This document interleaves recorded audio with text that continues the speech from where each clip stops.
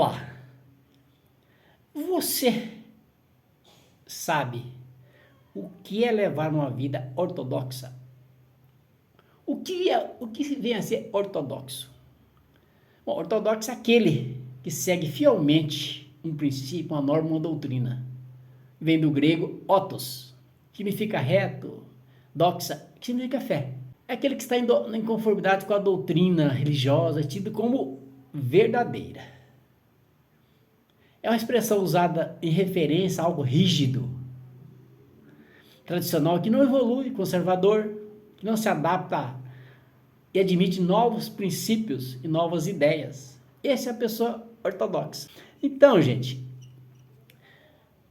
nós vamos falar hoje de Minha Vida Nada Ortodoxa, um filme numa série da Netflix. Eu sou Décio Maciel, corretor de imóveis, sou estudioso de neurociências, autoconhecimento, metafísica, física quântica, ressonância harmônica. Eu quero passar para vocês a minha impressão, a minha percepção desse filme.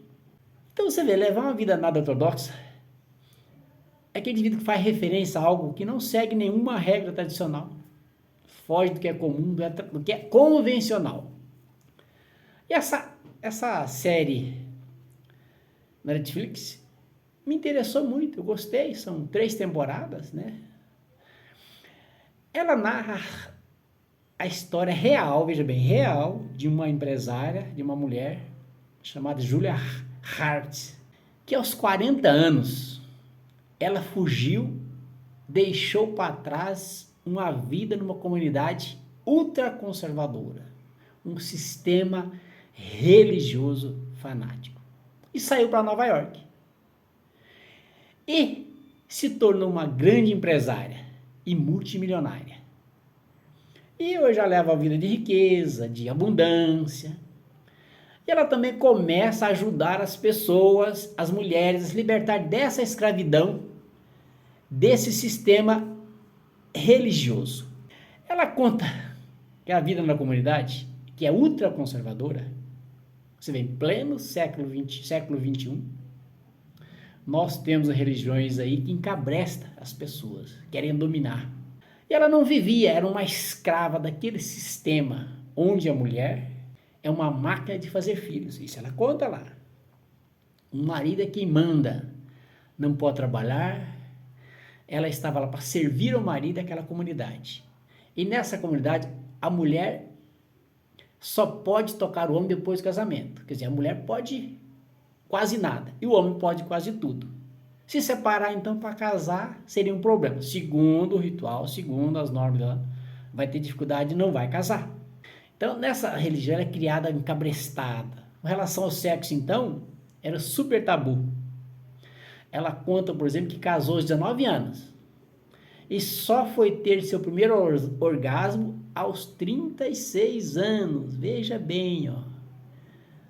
Quase 20 anos depois de casada, ela foi ter prazer no sexo.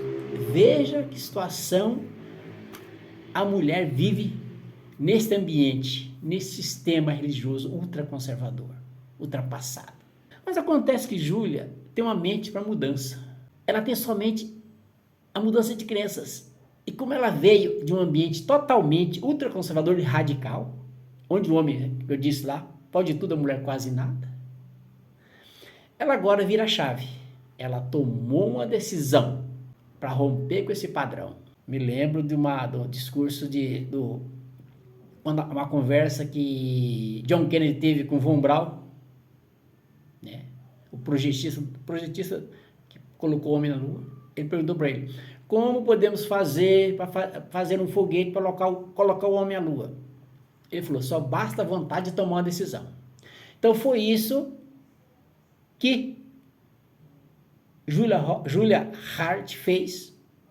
Ela virou a chave, tomou uma decisão e rompeu com aquele padrão. Deixou para trás aquele sistema e foi viver uma nova vida no mundo secular. Ela deixou os filhos e o marido e foi tocar sua vida. Lá, né, ela se tornou uma grande empresária e multimilionária multimilionária, ela trouxe os filhos para junto de si. Ela tem 4 filhos, 2 meninas e 2 rapazes. Tem uma menina, por exemplo, a mais nova, que é a Meira, criada num ambiente de tabus, preconceito de sexo, e ela agora tem uma relação promíscua de hétero e homo. Não sabe ainda o que ela quer. E vive nesse conflito. Veja bem, lá são daquele ambiente ultra conservador, radical, para um ultra moderno. Veja aí a distância. E os conflitos são iminentes, né? A outra filha, que é a mais velha, Batsheva, casou com 19 anos. Por que casou nova assim? Por quê? Porque é para ter contato com o homem, tudo precisa casar. O homem com a mulher precisa casar. Tanto o homem quanto a mulher, para ter contato, precisa estar casado. E como ela veio desse ambiente também conservador, a crença está no inconsciente dela, os conflitos começam porque ela começa a ter umas mudanças em função da mãe. E ele não, ele continua ultraconservador, seguindo ainda. Ele tem dificuldade de arrumar trabalho no mundo secular, porque você sabe, só daquele ambiente lá, totalmente retrógrado.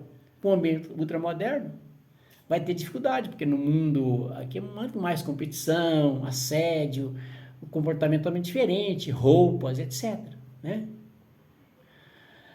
Bom, aí ele com dificuldade de arrumar trabalho também vai trabalhar na empresa da sogra. Os conflitos são constantes.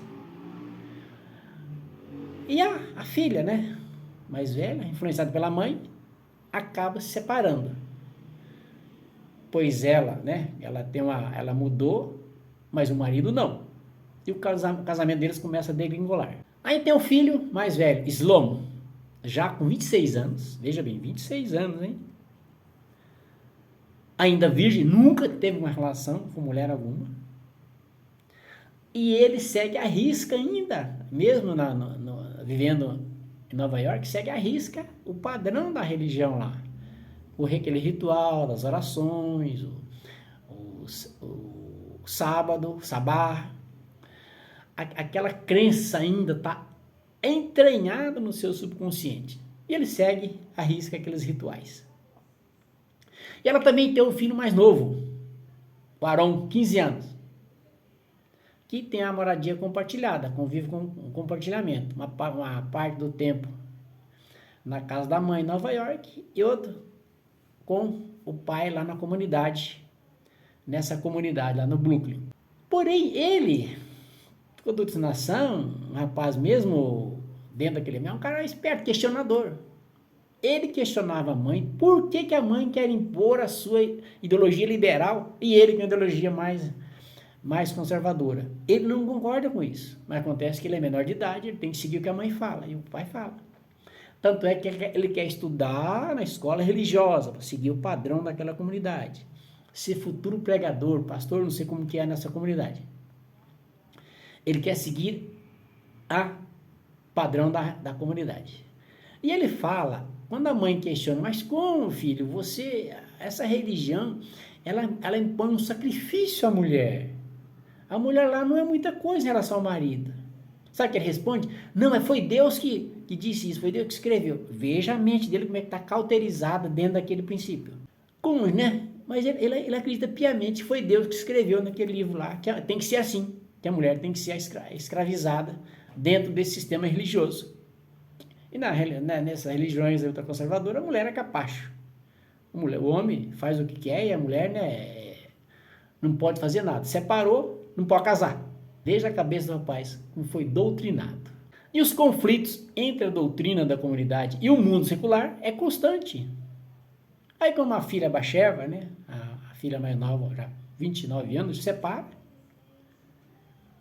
e vai trabalhar nas redes sociais, com marketing, tá indo bem, né? Ainda com o pé atrás, com a liberalidade acelerada da mãe. Eu entendo o seguinte, que a mãe não soube lidar com essa mudança, né? Ela não soube lidar com a mudança de crença, porque, veja bem, se você vem de um ambiente totalmente ali, ó, e vai para um ambiente onde tudo é aberto, o choque é violento. Então, quem trabalha com gestão de pessoas tem que saber lidar com isso.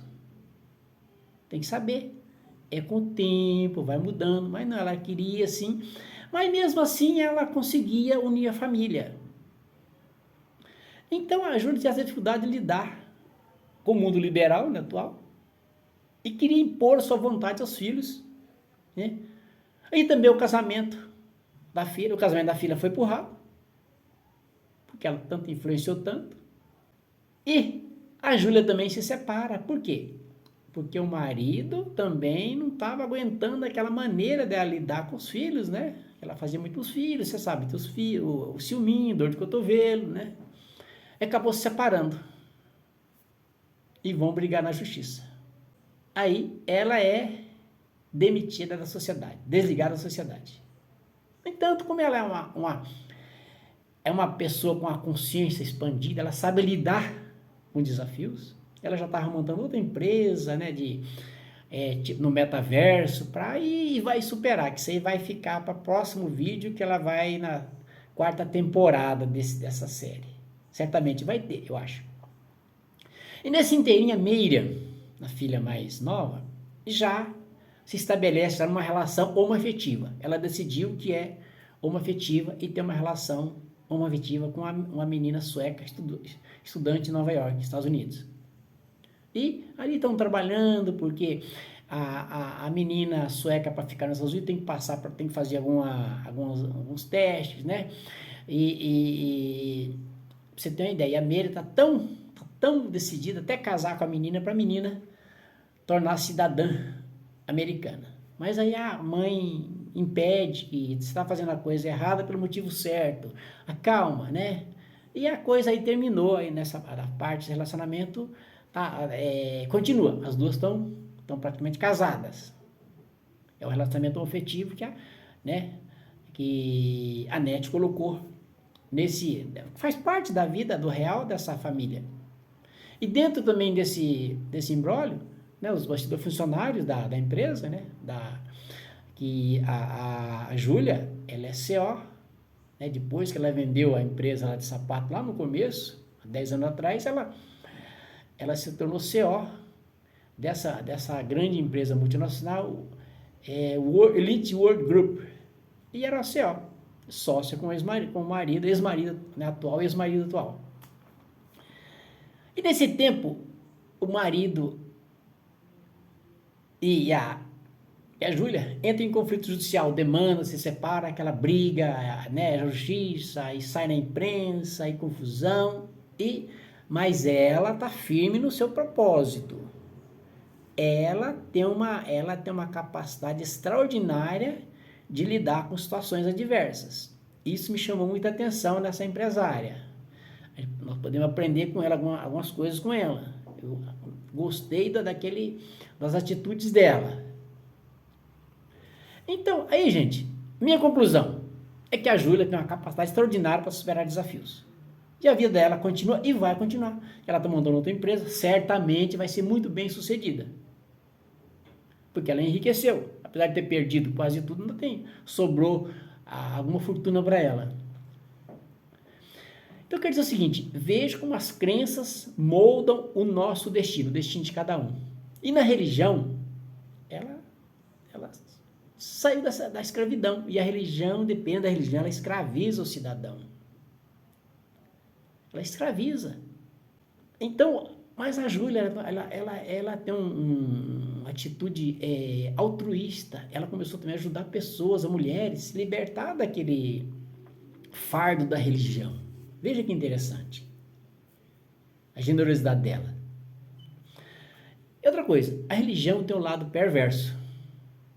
E muitos pregadores, né, infelizmente, deturpam aquilo que está no livro, né? E muitas coisas ali que na realidade são metáforas, parábola, né? E muitos entendem como verdade.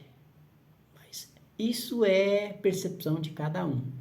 Religião é uma coisa que não se discute, isso já foi dito há muitos anos, são crenças enraizadas por isso que há guerras, né, conflitos, dissensões, etc.